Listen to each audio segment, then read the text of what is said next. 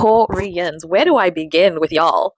We all know that Taurians are represented by the bull, and that the bull is a stubborn animal, and so are you. Oh my God, you guys don't care about whether or not you're wrong or right. You just care that it's your opinion and it's your comfort zone. As soon as something steps out of your comfort zone, as soon as something just doesn't feel good to you, you just don't want it. And it makes sense because Earth energy is really rooted in the senses. And so for you, it's really important that something feels right intrinsically. It's not really important what's sort of happening intellectually. You might be lucky enough to have air energy, and so maybe it does. But if it's not there, it's not really that important to you. Is it pragmatic? Does it suit your current state of mind? Does it suit your thoughts and feelings about the world? That's all you need, and then you're gonna keep it pushing. You guys are so stubborn about being wrong. You're so stubborn about your ideas about the world, wealth especially.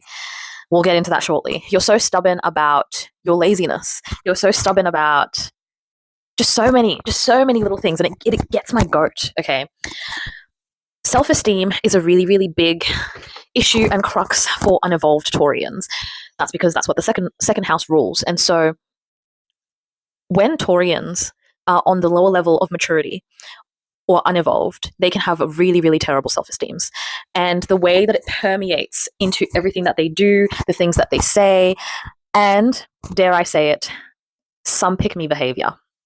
It's interesting because as a Libra, I feel like sometimes the flack that we get as Librans are not even that different, if not the exact same, if not something I've seen as more prevalent in Taurians. And I think Taurians don't always have, we're talking obviously, this is what I hate, so it's not everyone, but I find Taurians that I meet have very, very small circles of friends. And so when Taurians don't have a good self-esteem, they just want to be swept up in love. They just want to be taken away into a new reality with someone who takes care of them. And sometimes because they haven't worked on their self-esteem, they end up attracting partners that they have to take care of. But it can go both. It can go two ways. So yeah, when the self-esteem isn't that high, they can just throw themselves at people and want to get validation through the people that they date.